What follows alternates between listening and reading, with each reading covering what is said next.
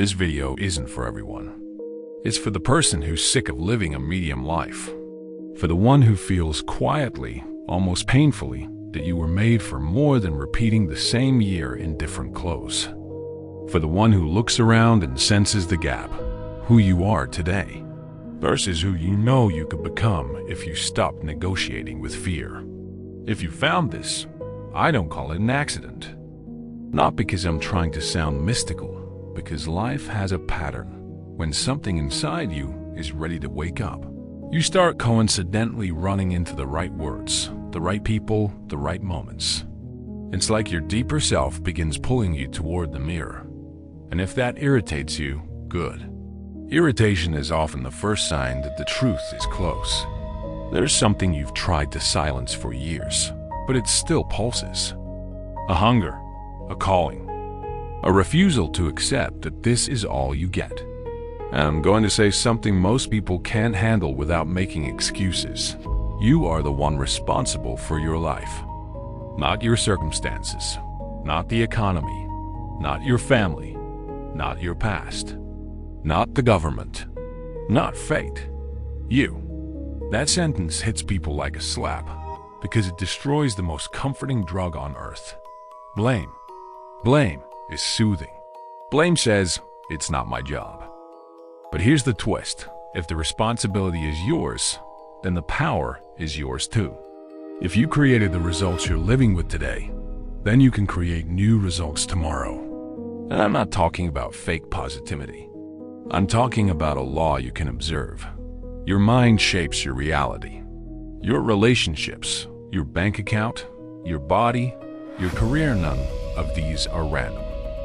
They're reflections of what you've practiced internally, the thoughts you repeated, the emotions you fed, the words you kept saying, and the actions you kept avoiding.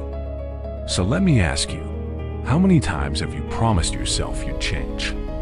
How many Mondays were supposed to be the start, and then nothing started? How many books did you buy and never read? How many courses did you begin and quietly abandon? How many times did you swear, this time will be different, and it wasn't?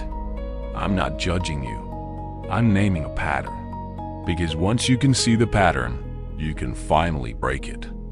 The reason you keep repeating the same cycle isn't because you're weak. It's because you're fighting a program that's older than your willpower. That program was installed early.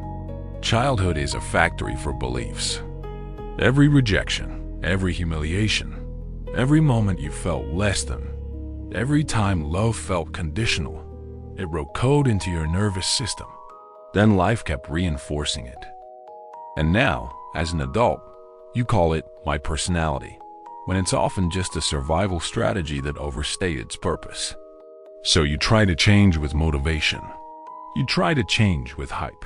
You try to change with a burst of discipline. But it's like running a marathon with an anchor tied to your feet. You can push harder, sure. You can suffer more, sure. But the invisible weight keeps dragging you back to the same identity. Here's the part people miss. Everything learned can be relearned.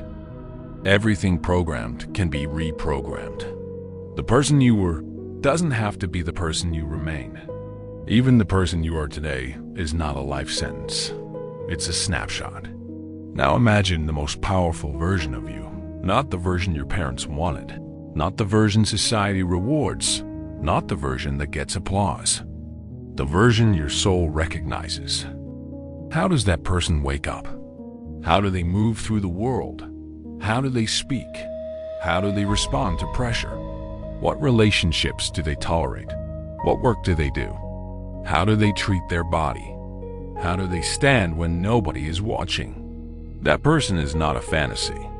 It's a real possibility waiting for a decision. And the distance between who you are now and that version isn't measured in months or years. It's measured in consciousness. It's measured in commitment. It's measured in the moment you stop treating your potential like an idea and start treating it like a responsibility. But let's be honest, most people want an extraordinary life while making ordinary choices. They want transformation without discomfort. They want reward without risk. They want to feel ready before they act. That's not how reality works. Courage isn't a motivational word. Courage is a price. It's what you pay to cross the gap between comfort and destiny. And if you refuse to pay it, you don't just avoid pain, you avoid your own life. Look at the ways you've been avoiding discomfort. You avoid real intimacy because rejection scares you. You avoid asking for the raise because no feels like death. You avoid starting the business because failure feels like exposure. You avoid telling the truth because you can't stand being misunderstood. You avoid committing because you might lose. So you play to not lose. And years pass. Then one day you wake up older and the tragedy hits. You didn't live. You survived. You hid. You minimize yourself into something safe and socially acceptable, and you call it maturity. Listen, the fear won't disappear. You don't wake up one day suddenly ready. Confidence isn't a prerequisite for action. Confidence is the consequence of action. You act while your voice shakes. You move while your hands tremble. That's how real strength is built, not in the absence of fear, but in the decision to move through it. And you are stronger than you remember. You've already survived things you thought would destroy you. You've climbed out of moments that felt like the end. You've found light in rooms that looked like total darkness. So why are you acting like this next challenge is the one that will finally break you? There's a psychological truth here, clean and brutal. Many people live as slaves to their emotions. They check their feelings like a weather app and decide their day based on it. If they feel motivated, they act. If they don't, they don't. If they feel confident, they move. If they feel fear, they freeze. That's living backwards. Extraordinary people understand. Action comes first. Emotion follows. You don't wait for motivation to train. You train, and motivation shows up. You don't wait to feel courage for a hard conversation. You have the conversation, and courage reveals itself. Emotions are information, not instructions. And the moment you realize you can observe your emotions, you stop being owned by them. If you can watch anxiety, you are not anxiety. If you can notice the mind talking, you are not the mind. You are the consciousness behind it. And when you live from that place, you become difficult to break. So let me ask you, are you living as the one who feels everything, or as the one who chooses despite everything? Now we get to a question that exposes almost everyone. Do you actually know what you want? Most people can list what they don't want.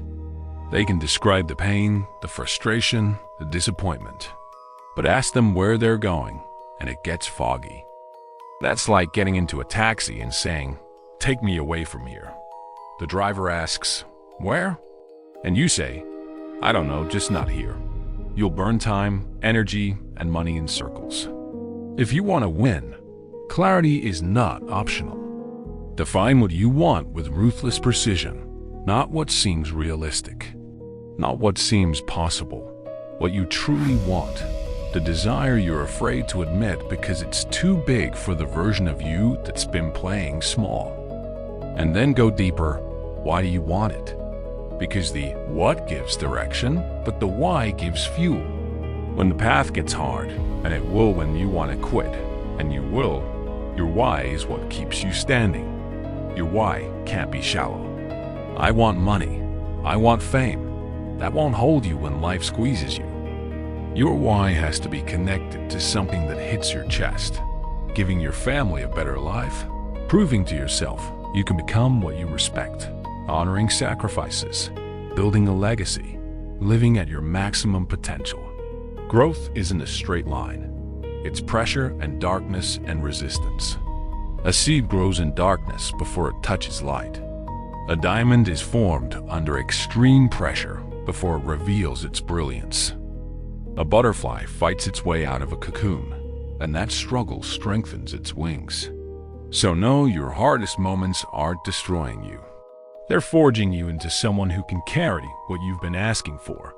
This is the difference between suffering that ruins you and suffering that remakes you. Purpose. Suffering without purpose corrodes. Suffering with purpose transforms. And that's why I'm ruthless about this next point. If you only want comfort, don't follow Inside Out. This channel is not for people who want to stay asleep and call it peace. It's for people who are willing to become the person their future requires. So tell me, what do you want badly enough to be uncomfortable for? One of the most powerful forces shaping your reality is your communication. Not just what you say to other people, but what you say to yourself inside your own head.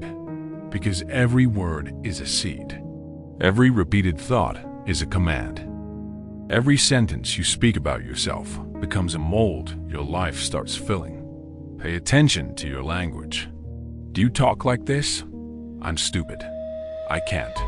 It's too hard for me. I'll never change. Money isn't for people like me. I don't deserve happiness. Each one of those phrases is a spell you cast on your own future. And life responds with a cold obedience. Your desire is an order. So from today, you change your language. Not with cute slogans, with responsibility. You speak about yourself the way you would speak to someone you love deeply. You replace death sentences with living sentences. I'm learning. I'm capable. I'm becoming. I can handle discomfort. I deserve abundance. I'm in transformation. That isn't delusion. That's reprogramming. But language alone is not enough. Communication must be married to action. You can visualize all day, repeat affirmations all day, pray all day. If you don't move, nothing changes. Faith without works is dead. Intention without movement is only a wish-wearing perfume. And I'm not asking for grand gestures. I'm talking about consistent steps. Small actions daily. One call, one page, one workout, one difficult conversation, one decision. That's what separates the person who dreams from the person who builds. There will be days when you don't believe in yourself. Days when the inner critic is louder than everything. On those days, remember this. You are not a cosmic accident. You are a unique expression of consciousness with gifts only you can give. You don't need permission. You don't need everyone to believe in you. You need one thing, a firm decision taken daily to stop waiting, stop blaming, stop shrinking, and start creating your life on purpose. So here's the final question, and don't answer it softly. If your life continues exactly as it is for the next 5 years, will you call it fate? Or will you finally admit it was your choice?